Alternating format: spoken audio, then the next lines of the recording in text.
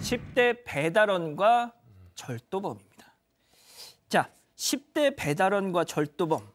일단 어떤 내용인지는 앞서 제가 오프닝에서 잠깐 말씀드렸는데 더 구체적으로 설명 좀 해주시죠. 네, 10대에서 20대 8명이 경찰에 붙잡혔습니다. 혐의는 특수절도 등입니다. 그제 새벽이었는데요. 지난 20일 새벽 1시가 좀 넘은 시각에 인천의 한 금은방에서 유리로 된 출입문을 파손한 뒤 가게 안에 있던 저건 이제 추적하는 장면인데요. 예. 금팔찌와 금목걸이 등 시가 한 2천만 원 상당의 귀금속을 훔치고 나서 저렇게 오토바이를 타고 맞습니다.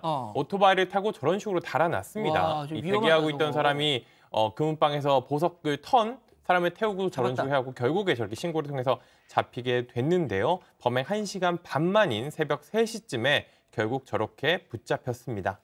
자, 백 변호사님, 그런데 네. 경찰 말고 또 저 일당을 추격하는 누군가가 있었죠? 네, 또 한 대 오토바이가 보이죠. 그러니까 노란색. 일단 배달 일을 마치고 퇴근하던 18세 고등학생이었습니다. 고등학생이 이 금은방에 출입문이 유리창이 깨져 있는 걸 보고 이상한데? 그리고 이제 따라가기 시작한 겁니다. 인천 월미도와 청라동을 거쳐서 대략 한 30km 정도를 따라가면서요. 경찰에게 범인들이 가고 있는 경로 등을 정확하게 알려줬고요. 예. 그래서 경찰이 저 신고와 계속된 위치를 알려주는 그 덕에 인천 서구의 길거리에서 이들을 붙잡게 됐습니다. 저 노란색 원에 있는 라이더가 이 10대 신고한 10대로 지금 추정이 되고 있는데, 자, 이 검거를 도운 김모 군입니다. 당시 상황이 어땠는지 들어볼 텐데 이 김 군의 신원 보호를 위해서 음성 변조를 했습니다. 잠깐 듣고 가시죠.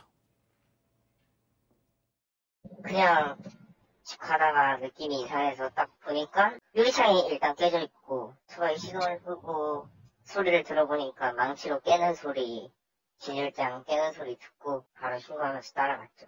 걔네들이 운전을 위험하게 칠 뻔한 거 빼고는 위험하거나 딱히 없었어요. 박 변호사님, 그 라이더면 배달 라이더면 당장 자기가 지금 배달을 해야 될 물건도 있고, 그렇죠. 또 이거를 쉬게 되면 자기 금전적인 손해도 있고 위험해요. 또 위험하고요. 상당히 위험하고 손해가 크기 때문에 일반적으로 우리가 기대할 수 있는 거는 신고 정도 해주는 것도 잘했다라고 합니다. 아니, 저번에 박 변호사님이 사반 가족회의에서도 괜히 이렇게 우리나라 법이 좀 그렇다 보니까 신고만 하고 그냥 자리를 떠든다. 요거는 선한 사마리아법 얘기할 건 아니지만 신고 정도만 해도 괜찮을 수 있는데 더 나아간 거죠, 사실은. 그런 책임감이 있는 것 같고요.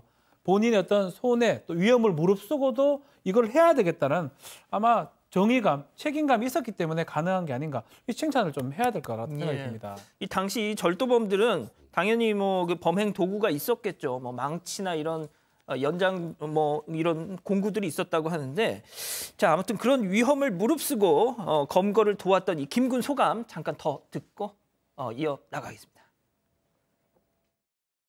부모님이랑 거기 경찰분들이랑 사장님 계셨는데 제가 오기 전에 우셨다고 고맙다고 안아주시고 진짜 그냥 뿌듯하고 또 이런 일이 있으면은 쫓아갈 것 같아요.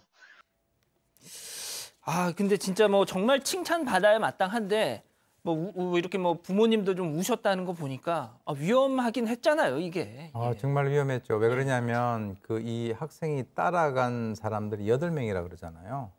본인 혼자였잖아요. 그러네요. 경찰에게 신고를 하고 아까 우리 박 변호사님 얘기하셨는데 신고만 하더라도 정말 대단한 건데 또 따라간 거죠. 그런데 1대8입니다. 그래서 여기에 대해서는 반드시 어떤 그 대가가 지불이 돼야 된다라고 생각이 되는데 여기에는 2가지가 있겠죠. 크게 명예적인 것이 있고 금전적인 것이 있고 제가 볼 때는 용감한 시민상이라든가 이런 표창을 갖다 좀 받는 것이 적당하다 이렇게 보고요. 또 하나는 이제 신고 포상금 제도가 있습니다.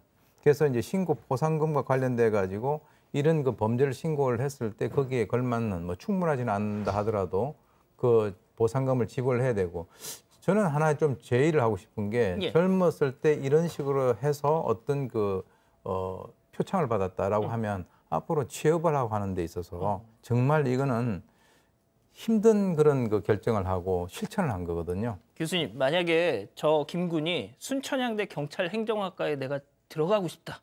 그럼 어떻게 하실 거예요? 면접을 하는 데 있어서 가산점을 많이 줘야 되겠죠. 왜 그러냐면 이런 사람들이 제가 볼 때는요. 경찰이 되는 그 방법에 여러 가지가 있습니다만은 뭐 이게 어떤 성적도 있고 하지만 그 소명 의식 같은 게 굉장히 중요하거든요. 이런 사람들은 만약에 경찰 되면은 정말 잘할 거예요.